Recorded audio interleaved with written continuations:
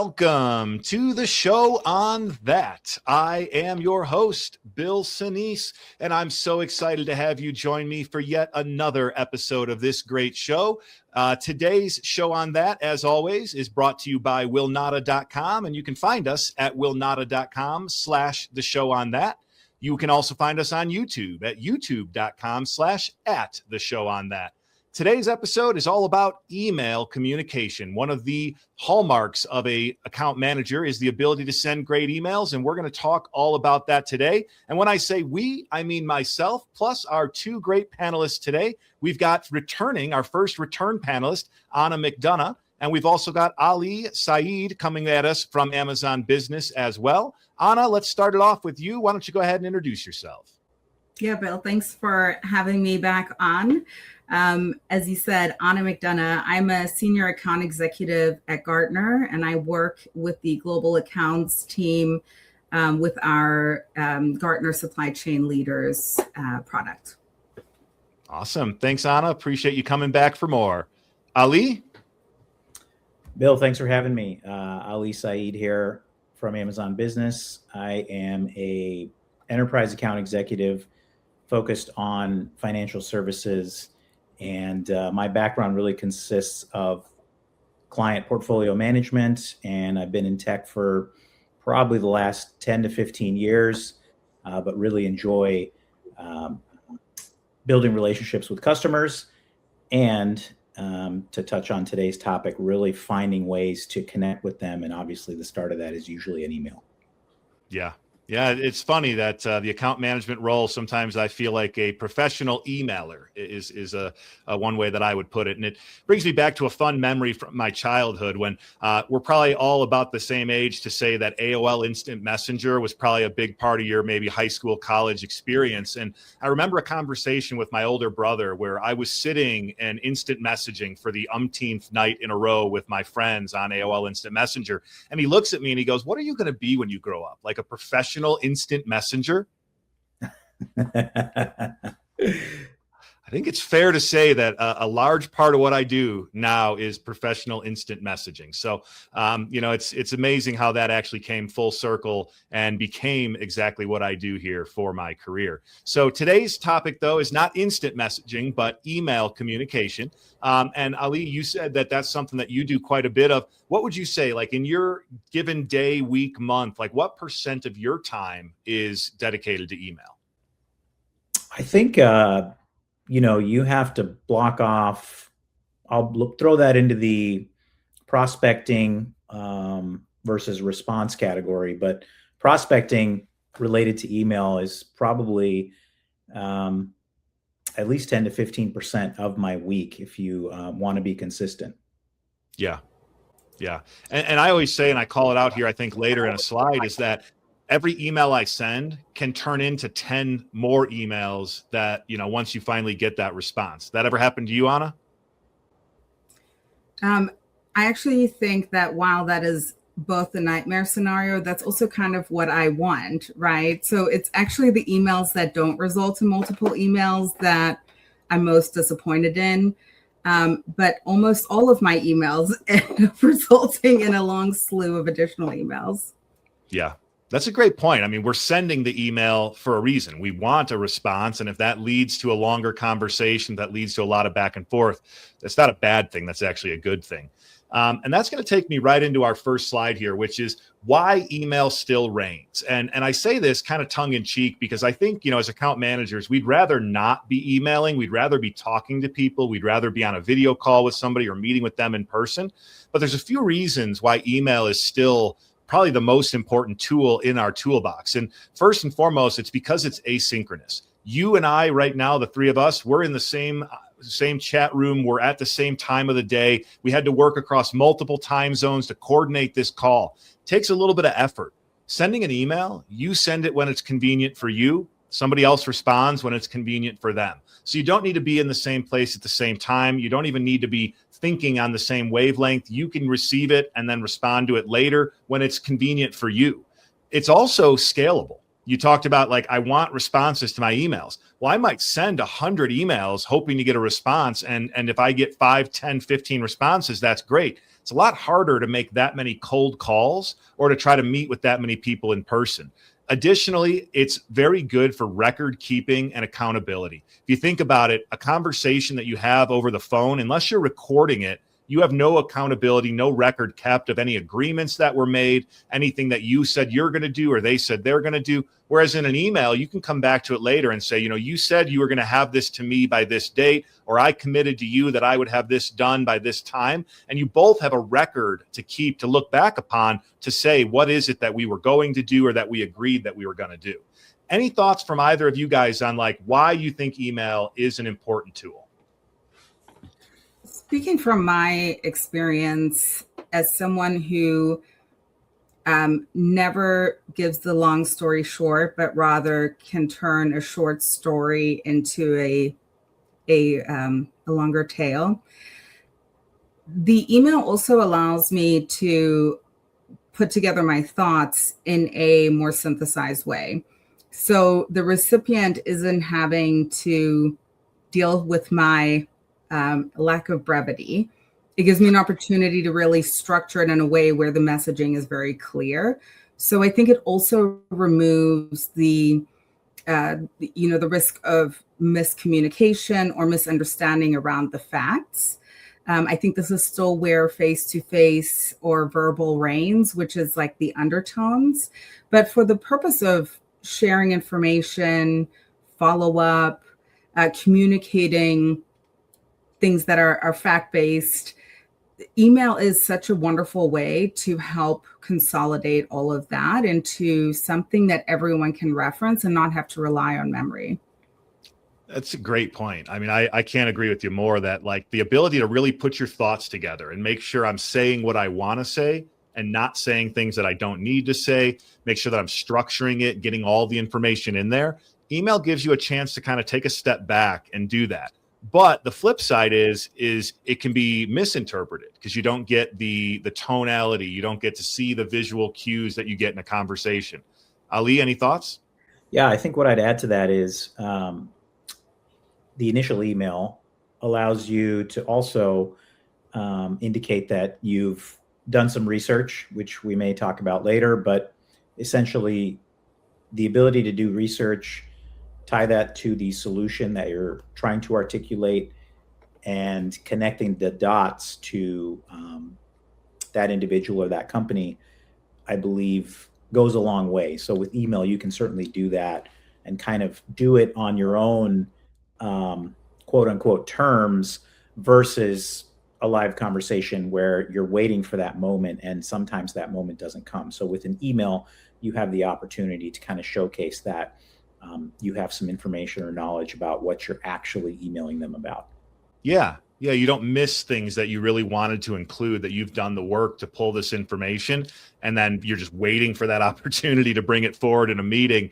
You can put it right in front of them in an email very easily. So yeah, great points there all around on why email still reigns. And this takes us really smoothly into this next topic, which is the importance of effective communication. And when I say effective communication, what I mean by that is when I convey a message, when I say something, the person who's receiving that message needs to understand it and interpret it in the way that it was intended. That's effective communication. When you say something and somebody understands exactly what it is that you meant, you've effectively communicated or communicated effectively. Email is a key element of that. And that's one of the things that I think email does really well, as Anna pointed out, is that it gives you the ability to ensure that your message is clear, is going to get through to them, is going to provide them with the facts. It also falls back on that piece where I said that email is good for record keeping, because if you're trying to make sure that somebody got the information and that you have a log of the fact that you shared the information, if you've been promised a financial incentive, we always say, get it in writing. Well, email, that's your writing. So when a customer wants a commitment for you or you want a commitment from them, email is your way to really firm that up if you do so effectively. Ali? I was just going to say, I think it also gives the opportunity, which is a staple of effective communication, to say, based on what you said, this is what I understand, or this is what I'm hearing. And because of that, XYZ. So I think that you can validate what the person that you're having the email exchange with, and then move the conversation forward from there. Yeah, that's a great point. You definitely get the opportunity to interact with their thoughts and vice versa. Go ahead, Anna. Yeah, Ollie said something in his last comment too that I think is such an important part, and then brought it back into this, which is the show me, you know me component, and being a good partner and demonstrating that you're listening, actively listening in the conversations. And so emails are a great way to validate that you're both on the same page after a verbal conversation. And in an environment where we're all in regular meetings, our clients or customers are also constantly communicating internally with other folks. We're only one part of their day.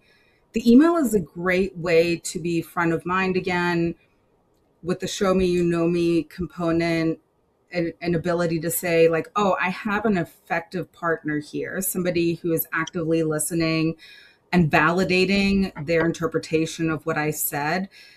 Is just it's another method to be customer centric. It's a great point, Anna. Yeah, definitely a good point there. It's hard sometimes to go from call to call to call and remember everything that was said.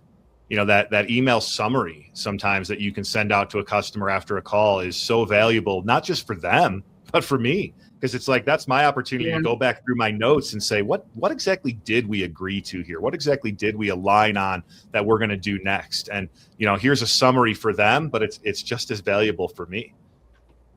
Okay. Yeah, I always move my sent emails into my inbox because it's my inbox is my to-do list. So if I send somebody an email, I put it in my inbox.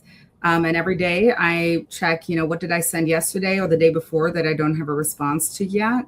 And it's, to your point, it reminds me of what we talked about, what I'm waiting on. So there are a number of different ways in which email has become sort of my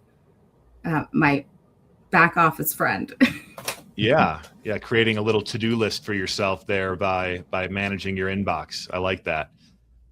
As we start to dive into emails here, there's 4 main types of emails that I find a account manager uses. And I'd love to hear if you guys have any other types that you think of, but I'll just break them down here real quick. We've got cold emails and warm emails. We've got internal emails and we've got external emails. And we'll go through each of these in more depth, but just at the high level, does that encompass the majority of emails that you both send, or do you find that there's a 5th type that I left off completely? I think there's one right in the middle where it's sort of external and internal, maybe bringing people in as needed, but this is really comprehensive. I like this visual, outlay, I should say, of how you've position this bill, because it organizes the way that I think people think about email. I guess the only other one that I would say is not on here would be something that is an internal email, but just, maybe something technical. And actually, I'll share, this is kind of, if we're talking about email in general and taking our prospecting hat off, one of the things that I actually, maybe shamelessly will admit is send an email to myself along the lines of something that's important that I need to remember, or, something in the moment, so to speak, that, I may lose if I don't actually capture that moment right then and there. So, but again, to what Anna said earlier, kind of a to-do list, right? And so it becomes something that helps me. Yeah, that's interesting. You both kind of are using your email as a way to manage yourself. These are the things that I need to be on top of. These are the things that I need to think about. So yeah, I think the self email might be that 5th category. So let's jump in for a second and let's take a look at cold emails. So when we think about a cold email, this is anytime that somebody is not expecting your message. So you've never spoken to this person before. They have no idea who you are, and you're making outreach to them completely cold. That's what I mean when I say a cold email. And I will say that in my role, I don't do a ton of cold emailing, and I hope that most account managers don't do a ton of cold emailing, because ideally you have a book of business, you've got contacts, you've got people that you're working with, and you've got a relationship there. So most of your communication is hopefully warm. But we almost all at some point in our career or in our book have those customers that we don't have clear contacts with, or we don't have that clear point person that we're talking to, and you need to find them. You need to make outreach. So maybe you've gone on a LinkedIn or a Zoom info and you found a name or an email address, and you're just trying to open the door to that conversation. That's a cold email. And when I think about a cold email, the main components are brevity. You want to keep it short and sweet. You got to have a really good subject line, something that's going to get their attention quickly, cause them to open and read your email, and then a call to action, something that they can reply to, something that's going to cause them to say, okay, I read your message, but now here's what I think, or here's why I'm going to respond to you. Just real quick, Ali, cold email. Sounds like you mentioned before you do maybe a little bit more of this than the average. Tell me a little bit about your approach to cold email. Yeah, you actually took the words right out of my mouth. But for me personally, these are my favorite. So a lot of people will shy away from the cold email or prospecting because it can be a numbers game. It can be a game of research. It can be a game of, what's the solution out of many solutions that I want to articulate. So I think the key word here is game, and that's how I look at it. I gamify. Hey, if I'm sending 100 or 500 or 1,000 emails, how am I going to maximize the number of responses, or at least spark some type of conversation? What's going to help me do that? And so if I look at it from that perspective, sure, the components need to be there, which is a great subject line, call to action, and then conciseness of the email. But then, what else is there that I can do to make it compelling for that person to respond and actually initiate a conversation with me? So that's how I really look at it. Yeah, that's great. And I love the perspective of gamifying it. Anytime you can make something feel like a game, more enjoyable, more likely to do the repetitions that it takes to be successful. Anna, what's your approach to cold email? So I love that you love it, Ali, because I hate it. I don't like sending cold emails because they're typically like, I want your time. When I am looking at sending cold emails, there are a few things that I've learned through various account executives that I've worked with, people, LinkedIn influencers, if you can call it that. And of course, Bill, you as well. Is who is my target audience? And in my current role, I primarily work with executives. So one of the things that I've found to be most effective when you're emailing executives is what your subject line is really critical. And if you have an existing relationship within an account, you likely already know certain things that are happening within the organization. You can find a lot of information on the company on their website if they're a publicly traded organization. And the key is here to use internal language to that organization, and 1 to 2 words max about something in particular that you think you're going to solve for, because executives are getting flooded with cold emails.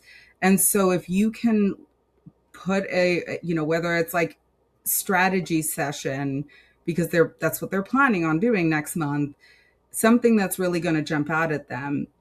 And the second is the time of day. Something I learned earlier on and have been able to validate with executives that I've been able to develop really good relationships is that the first thing they do in the morning is they get up, while they're brushing their teeth, they're scrolling through their email to see what's waiting for them. So if you can delay send, you can set a time send for first thing in the morning. So the very first email in their inbox is a very targeted subject line and it's the top of their inbox. You're more likely to have them read it than if you send it at lunchtime on a Wednesday, when they're likely working through having a working lunch with other folks internally. So those are two things that are really practical pieces of advice that I've gotten, especially on cold email, that have been effective. And as someone who doesn't like sending it, I'm all about like, how can I minimize the amount of cold emails I have to send to maximize the outcome? I'll tell you that, if you found a way to make them more impactful, you can definitely get away with sending less of them. And I love that you've done the research to see like, this is the time that my target audience is most likely going to read the email, because cold email, it's all about getting through. It's all about getting through the noise so that somebody sees your message and responds to it. So whatever that may be, whether it's gamifying it, making it something that you enjoy and doing it in large quantities, or trying to, make the most of something that you really don't enjoy and maximizing the return. Either way, like cold email, it's a necessary evil, might be the best way to put it. Ali definitely would disagree if he enjoys it, but a lot of people view it that way. In one way or another, it's necessary. That's the bottom line. So finding a way to make it work is what's important. One thing I would add, Bill, just thinking about, the book you've written and the series, a lot of folks don't come into an account management role with any kind of education in this space. And while I might not like cold email, I will say that cold email is the best way to learn how to communicate effectively in a professional setting, because it is the harshest training that you will get, because if you write a terrible email, you will not get a response. And so it's a really great way to learn in a very quick way about what works and what doesn't work, and refining that craft. And even if you find yourself in a role where you don't have to send many cold emails, that skill is something that you need to build, and it will really help you. And so I think everyone at some point should, the book you've written and the series, a lot of folks don't come into an account management role with any kind of education in this space. And while I might not like cold email, I will say that cold email is the best way to learn how to communicate effectively in a professional setting, because it is the harshest training that you will get, because if you write a terrible email, you will not get a response. And so it's a really great way to learn in a very quick way about what works and what doesn't work, and refining that craft. And even if you find yourself in a role where you don't have to send many cold emails, that skill is something that you need to build, and it will really help you. And so I think everyone at some point should really work to stretch that muscle, because it is just a phenomenal way to scale quickly in that skill set. It's a great point. It is definitely a way to learn what you're doing in a way that's impactful, because you'll hear real quick whether your emails are working or not in a cold email environment.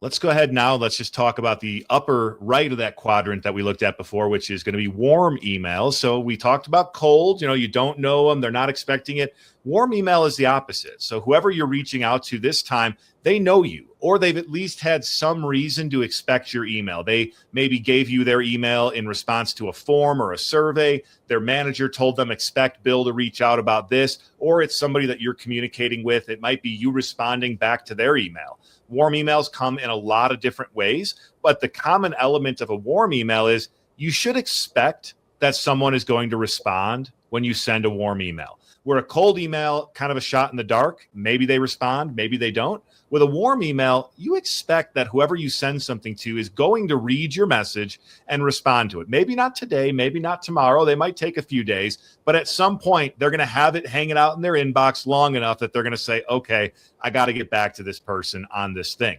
So the elements change just a little bit. The subject's still important, but it's no longer about grabbing their attention as much as it is about giving them a reason to prioritize your email. So rather than just like, hey, I'm trying to get your attention with the cold email, it's this is what I need from you. And it's super simple. Read my email.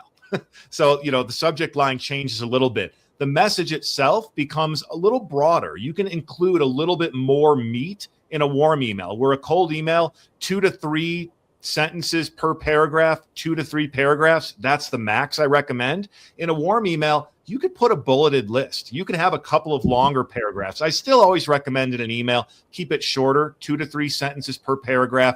Go into a bulleted list if you're going to be getting into more detail. But in a warm email, you might be negotiating the terms of something. You might be laying out the specifics of something that you've already spoken through, and you need to make sure that that's clearly being outlined and communicated. So a warm email can have that deeper, more robust information to it. And again, the expectation is that you're going to get a response when you send a warm email.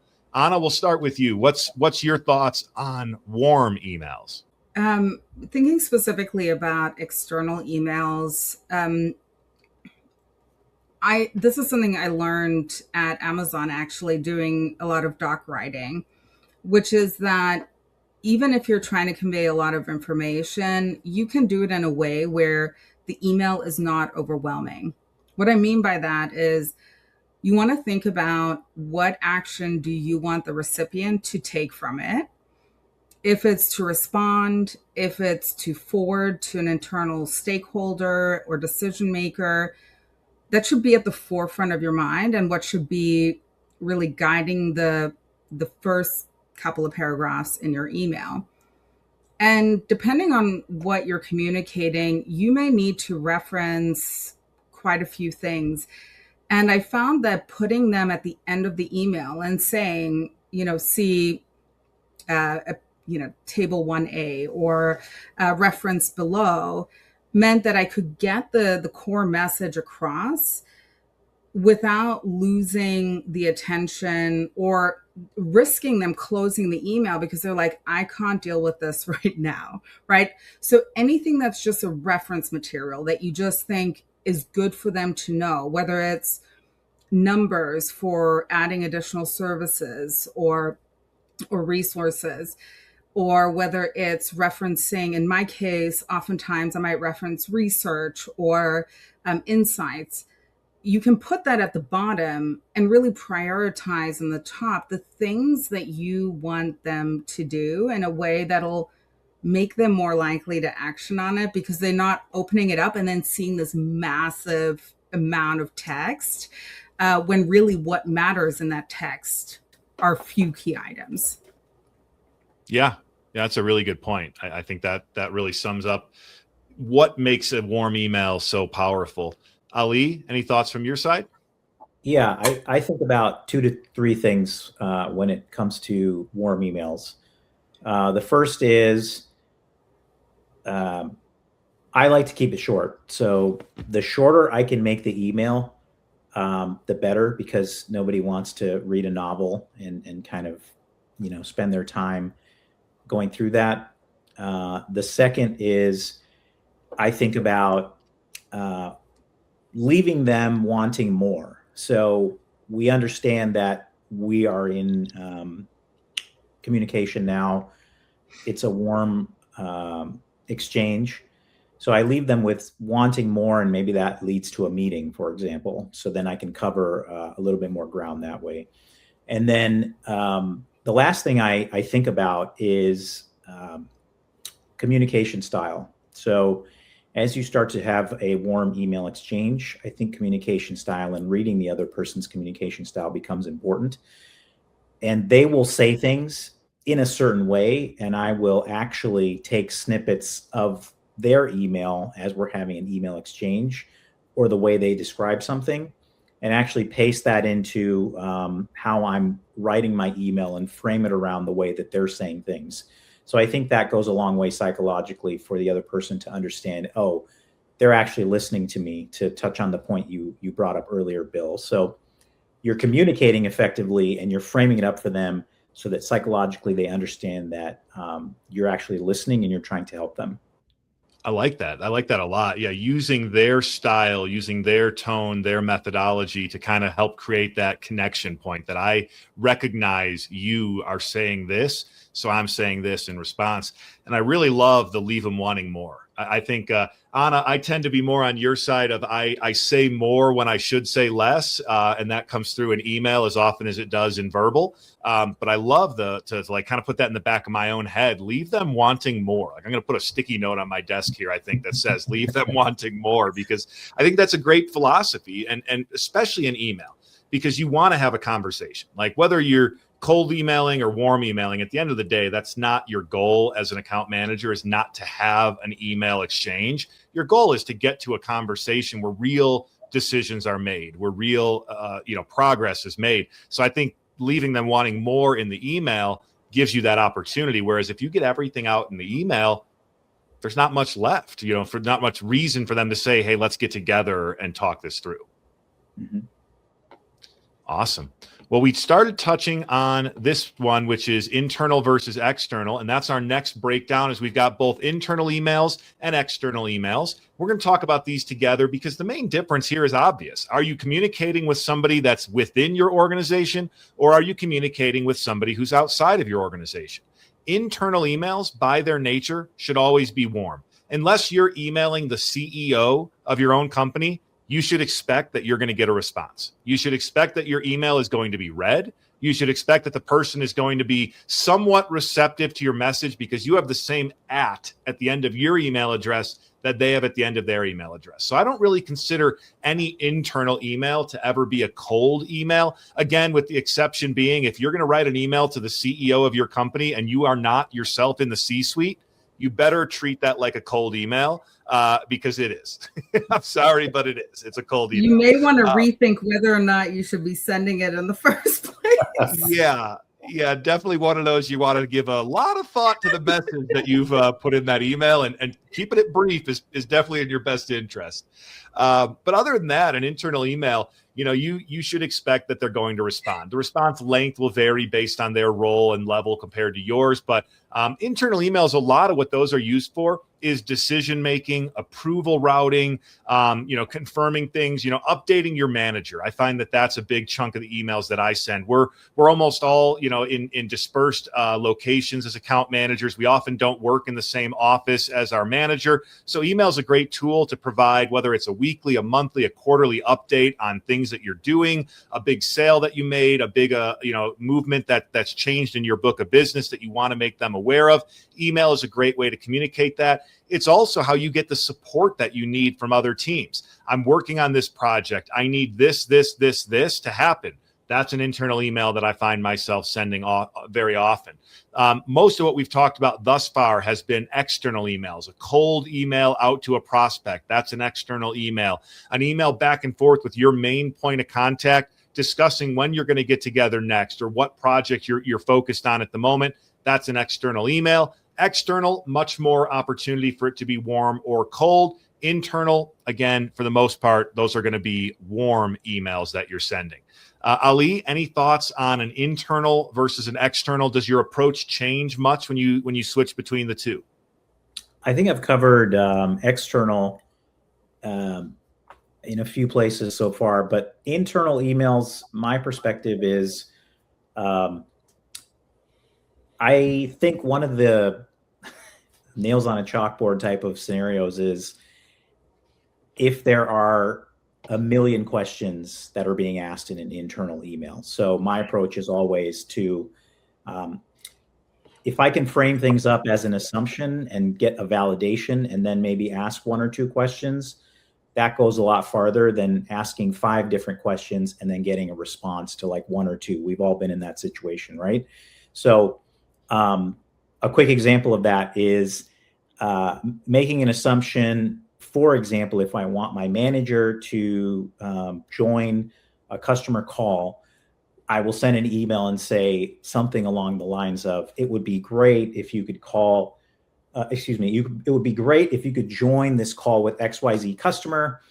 What are you looking to get out of it? And how can I help you so that you're prepared for this? So that's how I approach internal emails. I think the biggest thing is, don't make it 20 questions. So that's my approach. Yeah, it's that same concept of don't overwhelm your audience. If you want a response, Don't give them more than they can respond to in a single, couple of sentences. You also touched on one of my favorite bits of advice that I got early in my career of account management was, if you're going to bring somebody a problem, offer a solution. If you're going to tell your manager, I want you to join me on this call, give them some information, give them the opportunity to ask a question or to be prepared. But if you're going to reach out to them and say, I have this massive problem, especially if you're reaching out by email, give them a solution, give them your recommendation, because it goes a long way to getting a response when you can say, this is what I think we should do. Let me know if you're on board, as opposed to like, here's the problem, I need you to solve it. Yeah. All right. So go ahead. I think one of the things we talked about a bit in our first conversation together was, how you manage internal partnerships, for example. And I think with internal communications, where you have specialists in particular, I'm sure, Ali, you encountered this at Amazon Business, where you're having to work with a lot of different parts of Amazon that are adjacent to Amazon Business, but maybe not squarely within it. Similarly, within our global accounts team, we have folks that are research experts who are aligned to an account, our executive partners. We have a pretty extensive internal team that supports these accounts. And so I like to think about like the type of internal communication I do. And I don't always think email is the right solution for that. So for me, I really try to prioritize internal communication into three. I'm either providing an update, like I'm sharing important account information, and I let my subject lines say as much, right? It's like account update. And then I synthesize that information, and it's like, you can file this away. This is nothing you need to act on. This is an update and information we can also cover on our next meeting. The second is escalation. If I've gotten to that point, it's because my manager has requested I put something in an email that can be forwarded to the right people to be escalated. So I don't start with escalation there. And then the third, and this is one where I really take my time to write these emails, and Ali, I think you touched on this too, is a request for information, basically. And that is that I'm reaching out to somebody that has something that I need from them. And so I want to be really mindful about how I use that time over email. So if I have 20 questions on something, what I might do is either send them a message through internal chat, whether you have Slack or Teams, and say, hey, Bill, I hear you're the expert on account management. I have about 1 million questions about this that I'm trying to get clarity on for this account. Are you the right person to talk to? And would it be okay if I spend 15 minutes on your calendar just to run through these? But if it's just a brief email, I think, or just a couple of quick questions or context questions. I love the way that you approached it, Ali, too, is like, give them something to respond to, as in like, I have done some critical thinking here. So I've done some work to answer some of these questions. You can correct me if I'm wrong, but here are a couple more that I need clarity on. But I think with internal emails, the thing that I try to be really mindful of is that as an account manager, we all likely receive an obscene amount of emails. And I always want to be really mindful if I want to be part of contributing to somebody else's inbox. So I'm always very careful if I'm going to send an email that it actually needs to be sent. I want to add one more thing to that. I like what you're saying, Anna. I think it parlays into the fact that if you are sending an internal email, the way that I also look at things, if it's an adjacent team, as you had mentioned, Anna, I always think about, well, what's in it for them that I can offer? So as I'm starting to frame up the message, I think about what's in it for them. And that also applies to, my manager or even an internal adjacent team like our professional services. If I'm emailing Bill, whatever it is, what value are they going to get out of, working with me or having this exchange with me? Yeah, that's a really good point. It's a really good point. If you can make it about more than just what you need, and make it about something broader that is impactful to them, again, it all goes back to they're going to prioritize responding. It's a warm email. It's internal. They're going to respond, but respond a little more quickly if they see that, oh, there's something in this that's important to me as well. Mm-hmm. Awesome. Well, that's some great input on internal and external warm and cold. So let's jump now into the parts of an email, because whether you're sending a cold email or a warm email, internal or external, the parts, the components that make up a good email are pretty much the same. There's different aspects to them. You might use them a little bit differently, but they tend to all be present across these different email types. And the first one, we've talked about it quite a bit, is the subject line. And I talk in my book a little bit, and I'll talk about them here now. There's a couple things that I always think about when I'm putting together a subject line. And I think we could probably do an entire episode on subject lines because it's that much of a important topic. But the big things I look out for is what to avoid. Don't do these things. When you're putting together a subject line, don't use words that will create panic. Alert in all caps, 6 exclamation points. Those are things that are going to get you quickly put into either a spam filter where it'll never get to the intended recipient, or the person receiving that is going to look at it and be like, oh my gosh, there's a fire that I need to put out.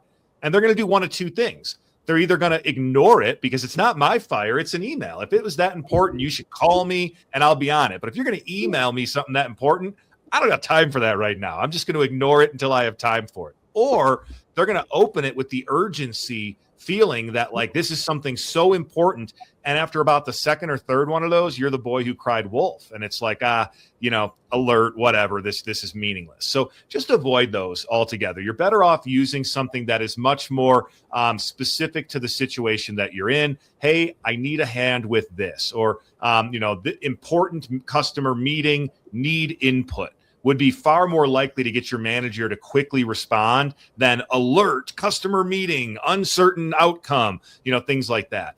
Additionally, make sure you've spelled your words correctly, especially on a cold email. If you're sending a cold email and you have words misspelled in the subject line, it's a great way to get caught in a spam filter. It's an even better way to get somebody to not open your email because they think it's a phishing exercise from their IT department. Because we've all gotten those emails where it's specifically sent to you as a phishing exercise, and you're supposed to recognize it's phishing because a word, inside was spelled with an M instead of an N. So avoid that. Make sure that you've spelled the words correctly. And the other thing is keep it short and sweet. If you're putting a paragraph into your subject line, for one thing, no one's actually going to see that, because if you're opening it on mobile, you only get a handful of words that are going to show up on that subject. And if you're even opening it on a computer, you're still going to be pretty limited in what the subject line picks up on before it just flows right into the message. So those are a couple of things that jump out to me. Ali, I'll kick it over to you first. What is your approach, or what do you think about when you look at subject lines and you want to make sure your email is getting read and responded to? I mean, I think you pretty much covered it holistically. Short and sweet is where I stand. And then I would just say that, especially if it's an executive, you want to think about that executive's role. So for example, CFO is thinking about risk. CEO is probably thinking about growth, and so on and so forth. You can just go down the line. So that's how I think about the subject line. Make it relevant. I like that. Yeah, definitely. Anna, how about you? If it's a cold email, we're not talking about scale. I'm trying to get a meeting with somebody I really want a meeting with. I'm going to give credit to Sam Sales. I'd follow them on LinkedIn. They do a ton of specifically nuanced things like subject lines. And what you do is just research the company, find out what was brought up in the last earnings call.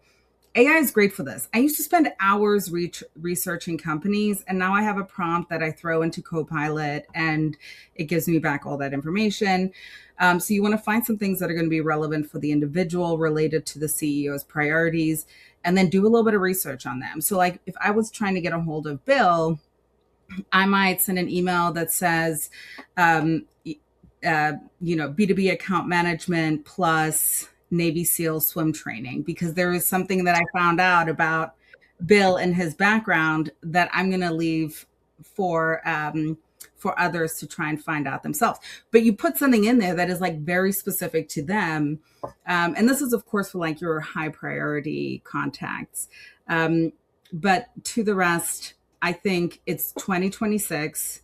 These, shock and awe tactics aren't gonna work. Everybody who's receiving these emails has received 1 million alert, important, critical, act now emails.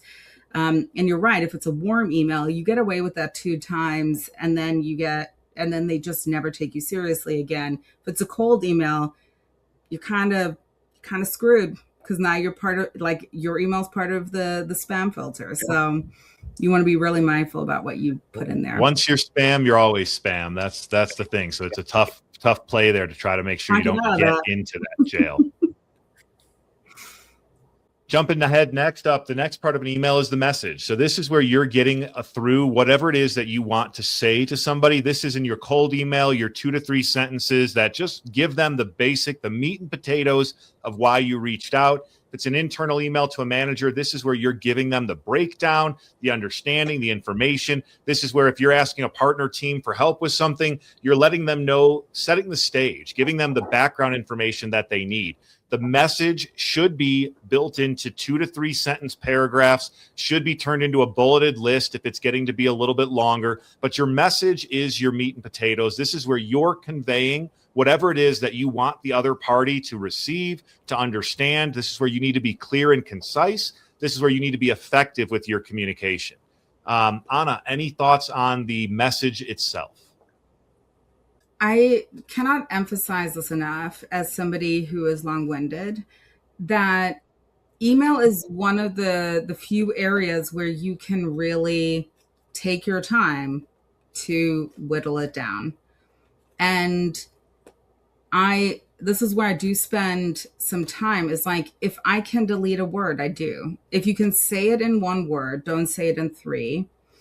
And from a message standpoint, if you're sending a cold message, make sure that when they open it up on their phone, the thing you want them to make sure, you don't want to start with, I hope this email finds you well. And there's a reason for that, because if every email starts like that, whichever email does, they see the subject line, and then that first line on their phone is, I hope this email finds you well, they're going to swipe that right into trash.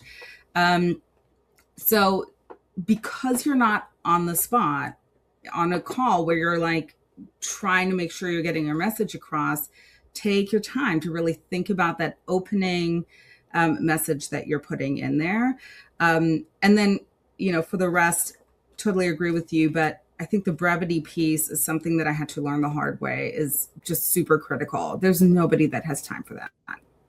Yeah. And great call out. If I ever get an email that wishes that it finds me well, it immediately does not find me well. So none of us are well right now.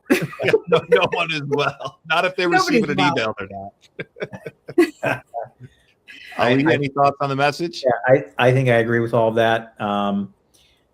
The only thing I would add to that is, in some cases, I may start, the short message with a question that is highlighting kind of what I'm going to be talking about in the next 1 to 2 sentences. So, did you know XYZ, or how are you doing this, and this? So I think that's the only call out that I'll make there. Sometimes I do that. I like that a lot. It's a different form of, I hope this finds you well, but it doesn't put them off. It actually draws them into the conversation. I like that a lot. The next piece of the email is the hook. So, we've written an email, we've got them to open the email, we've given them the basics in the message.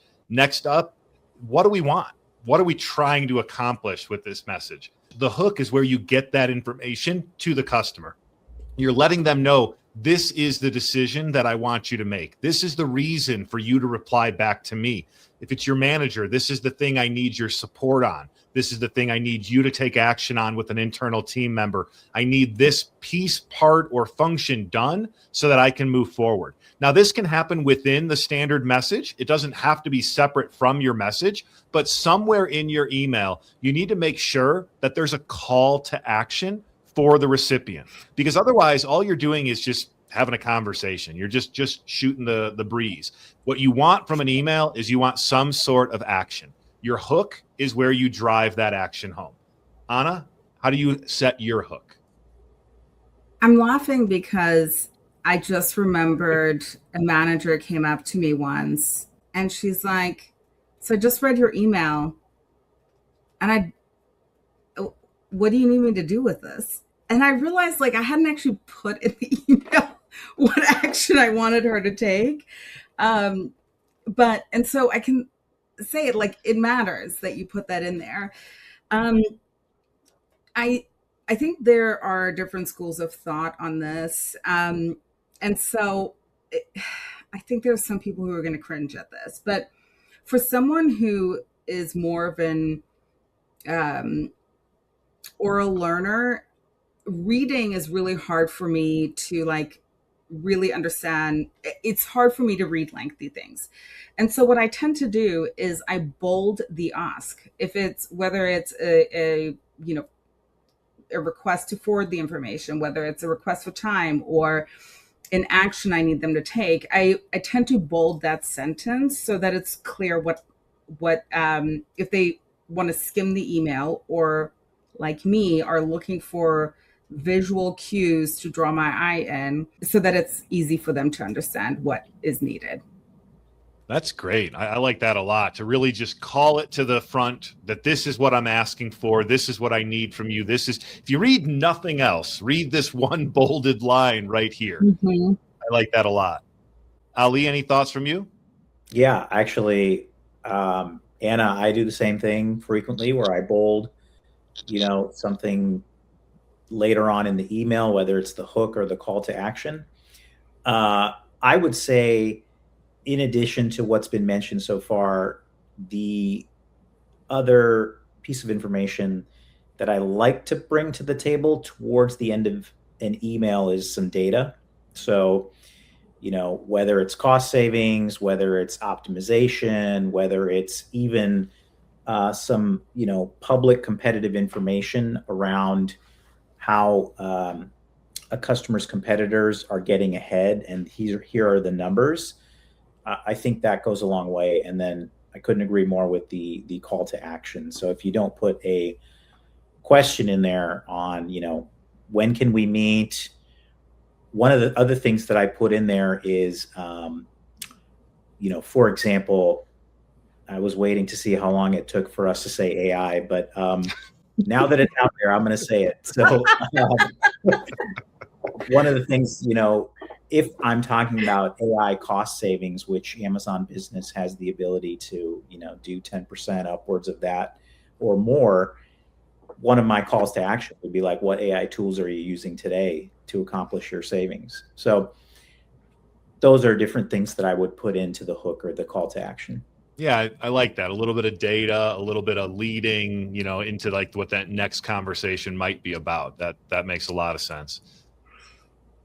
So this one's kind of controversial, and I include it because I find that it does show up still quite a bit in emails. I do think maybe more applicable to a cold email than a warm email, and kind of fits in with that like bolded chunk of text is the PS.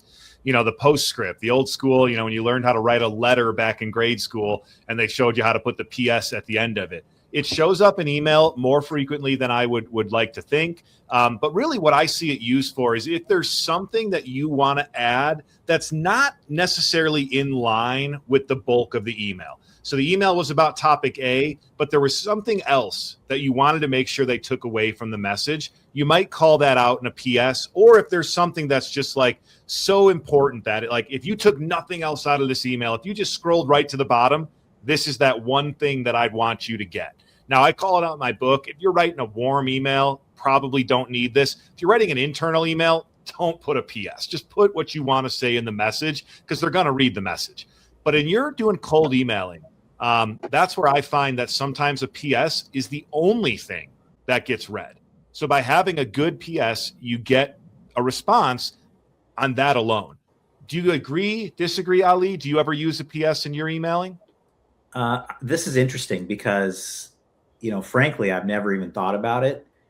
When I think of a PS, after my signature, it's like PS, do you have a crush on me or something like that. But I would say I never use it, but framing it up and thinking about how we've been talking about the structure of the email, potentially the question that I ask at the top could go down to the PS.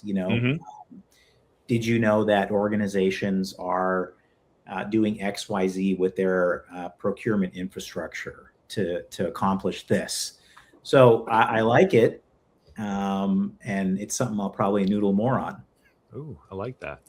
I love the PS, but I use it very sparingly. And the reason is that, I think it depends really on the context. So in my situation, I'm not doing all that many cold outreaches. So if I'm throwing PSs in there, people are going to pick that up just as much as the attention or alert. But I think this is where I think at a certain point, when you've gotten enough reps in, you're allowed to let your personality shine. And where I tend to use the PS is when I learn something about someone that I think is amazing, but I'm not going to use that up front to try and get them to take a meeting with me. So as an example, this was last year. There was an executive I was candidly dying to meet because she just seemed so awesome. And then she was published. She was rated in Fortune's, top women in procurement. I read, part of that, the write-up within Fortune. And then I found other articles about the work she's done to make procurement more accessible for other women. And so I wrote P.S. I read the piece about you in Fortune, top women in procurement. And, on a personal note, this is something that's really important to me. When I was in my prior role, I've worked in the women's ERG. And I think, I probably wrote, like I said, brevity is not my strong suit verbally, but I wrote it up. And every time I've done that, and I only use it when it's sincere. I only use it when there's something that I'm I just want you to know that whether or not you respond to my email, I think you're one of the coolest people I've ever read about. I've always gotten a response. I always get a response. They don't always take a meeting with me, but they'll write thank you so much. I was surprised, or thank you so much. It's also something that's dear to me. Work with my assistant to find some time. If I'm lucky, they'll give me time, but I have always gotten a response to the PS. So you can tell I'm really passionate about it. You're using the PS to make it personal, is what it sounds like. Because to your point, everyone reads the PS. And so it's oh, this chick actually did research on me. Exactly. But I know other people use it as a way to highlight what they've put in the message or call out really specific things that are not 100% tied to it, but, relevant to the overall topic and worth calling out. I've heard really positive things. I think we need to be careful to not. Sometimes I feel like we as account executives and account managers cannot have nice things, because once something works, we all start using it. And then, the prospects, the clients, they catch on. Yep. No doubt about that. And like anything else, if overused, it kind of loses its luster. So it's use it in the right doses, use it in the right ways. I love that approach of using it to make the email a little personal, to show them that you've done your research. I think that's a great way to approach it. last but not least, after that PS, if you've used one or if not, is you always are going to end your email with some sort of a signature. The signature, I have found in talking with account managers, for some people gives them a ton of anxiety, making sure that they have it just right, their title, their font. I had a manager back in the day who insisted that we all have a picture in our signature. Because if you've never seen me before, seeing my picture and my signature, that's going to change everything. But like the components of a signature can be really stressful to some. Others are just like they write their name and that's it. And I've never seen them put more into the close of an email. And I'm envious of those people because I can't bring myself in a first communication to just sign off with my name. Now, if we've gone back and forth and this is the third or fourth email in a chain and my signature is in the first two, by email 3, I'm just writing my name. You have all my information. You know what my signature looks like. Let's just keep it easy and drop to a name, especially if they've already gone from like first email signature, second email name. All right, we're down to names. Perfect. But that first email, I've got a signature. But I try to keep it short and sweet. And the things that I think you must have in a signature, your name, your email address, your phone number, whether if you use your phone for business, I think most of us do and are comfortable being called or texted. So your phone number, and then, maybe your title and your business name. Sometimes your business name can be a logo like that. That's fine. But you don't really need much more than that. I don't think that personally, I don't like when they ask us to put like, this is an upcoming event, put it in your signature. If somebody's really read through my whole email and finally gotten to my signature and then gone below my signature to read about our upcoming event, they're not going to care about that event. Like I'm sorry, it's just the truth of it. Like if you want me to talk to them about the event, let's put that front and center in the email. Let's make that the subject line and talk about the event. But when it's in my signature, I don't expect anybody to actually look at that, react to that, respond to that. So my philosophy on signatures is keep them short and sweet. Don't go too deep into it. Don't worry too much. And then there's the one other element of the signature, which is that lead in to the signature. I always use thanks. Like I'm thanking people all day, every day. Thanks, Bill. And then my signature. But I've seen people use the word sincerely in business emails. And I just feel like I'm reading a message from my grandma anytime that I see sincerely before their signature. So like personally, I don't want a business email to be sincere. I'm sorry. Like I want it to be honest. I want you to be candid, but don't sign it sincerely unless like that's your personality and you want people to think of you as like a grandma. Perfect. Write sincerely at the end of your emails. But I always say like, keep that really short and sweet. A thanks, nothing at all is perfectly acceptable. You don't have to have anything ahead of your signature. And I think I get hung up on that one. Like I said, with my thanks, like I feel like I need something. So to you both, let me know what you think about signatures in general, but I really want to know, I hope neither of you are sincerely people, because if so, I've just deeply offended you. What do you put as your standard sign off at the end of an email? Anna, to you first. I don't know. I kind of want to hear what Ali has, because I think you may have just offended him. Well, I think I'm close to sincerely. So I use thanks at the time of, this recording, but I used to use, and sometimes I'll throw it in there, which is actually warm regards. So that might be just as bad. I don't know. Yeah. I will say, to coin a phrase from one of my favorite movies, desperation is a stinky cologne. And so you don't want to have the event, in the signature. I've done it. I also find a huge, massive signature with a bunch of links and email addresses and go this way or that way, kind of screams like, I don't even want to help you. So right. You don't want to overdo it with the signature.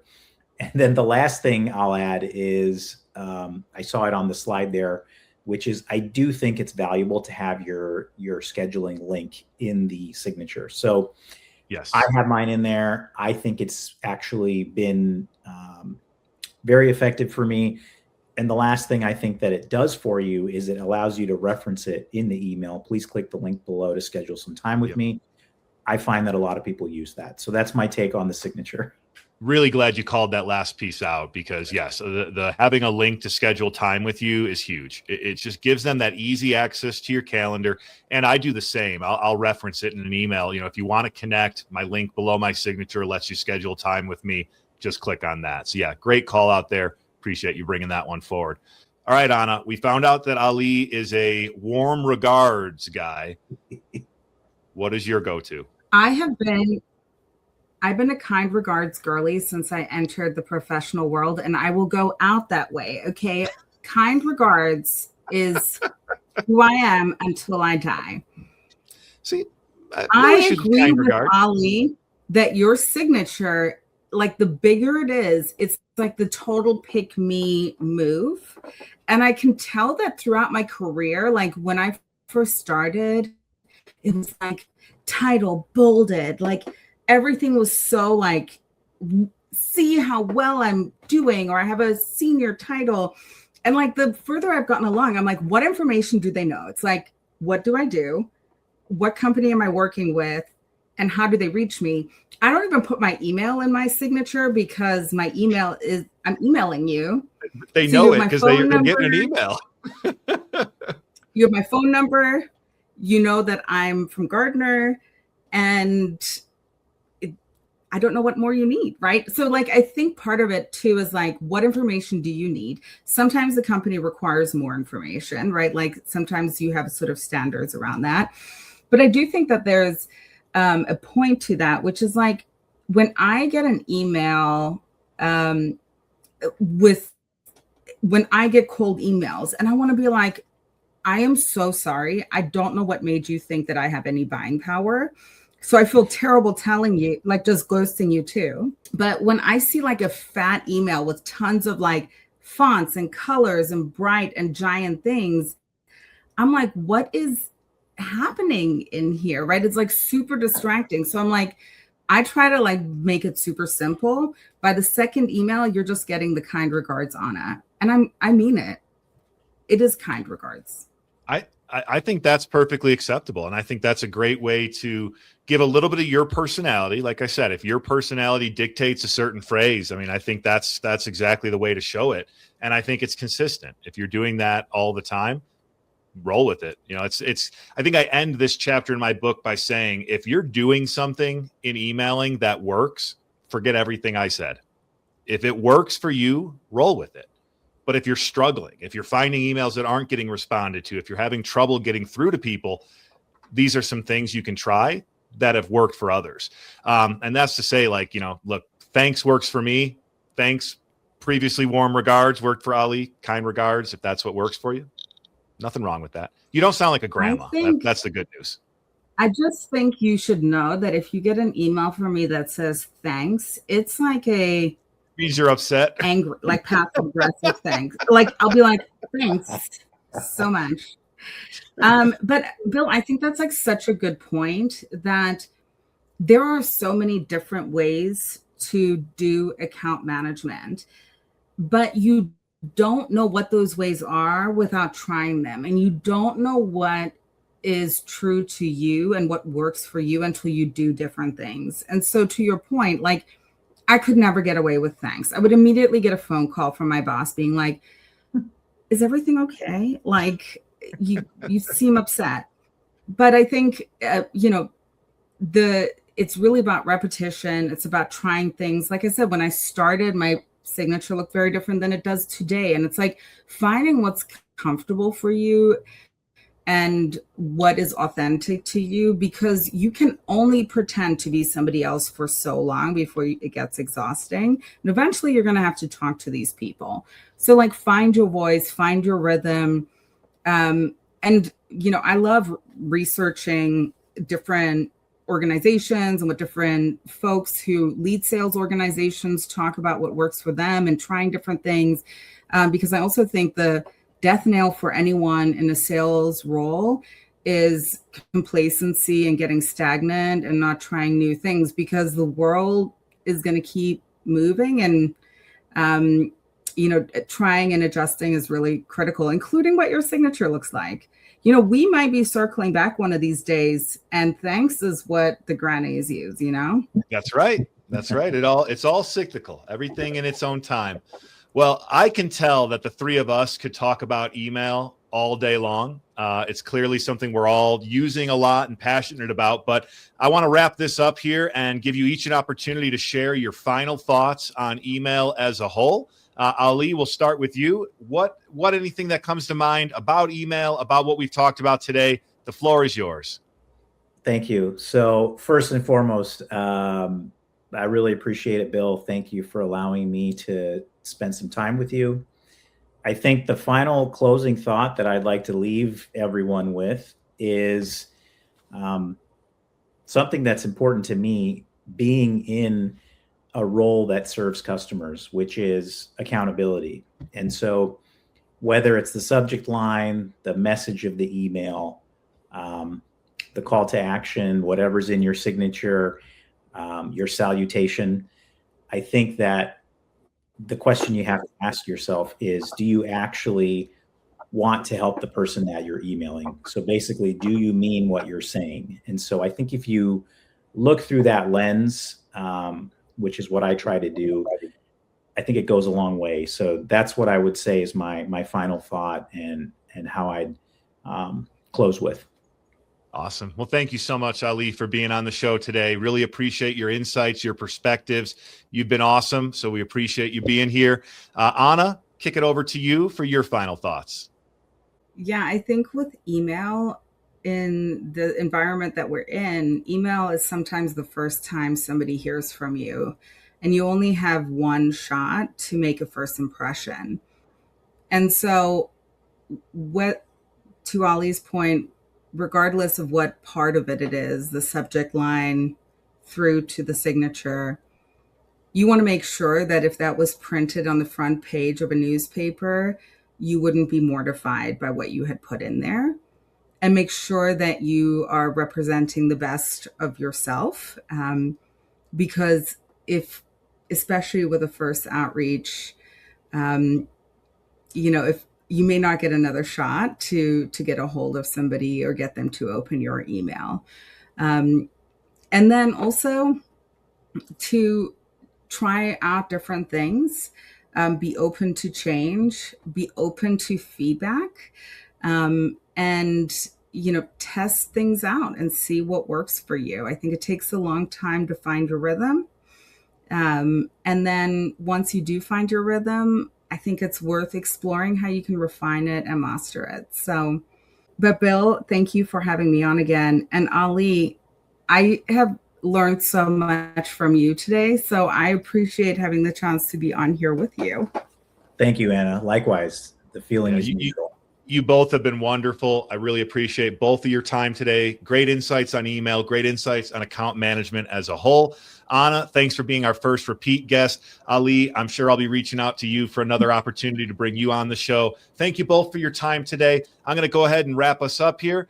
So we'll go ahead and get the panelists off the screen here. What's next up for us is going to be episode number 4, which will cover verbal communication. So very much like email communication is important to an account manager, the very next most important thing is verbal communication. So be prepared for that up on our next episode. And speaking of our next episode, if you'd like to become a panelist on the show on that, go ahead, reach out to me any way that you'd prefer. But you can also go to willnada.com/the show on that. Fill out the form there. Let me know what topic you'd like to join on. We'd be happy to have you, whether it's account management or anything else. We can always branch out to other topics as well. The show airs every second Wednesday of the month at 8 p.m. Eastern Time. So be sure to mark your calendars. 8 p.m. Eastern Time, second Wednesday of the month is when you can catch the show on that.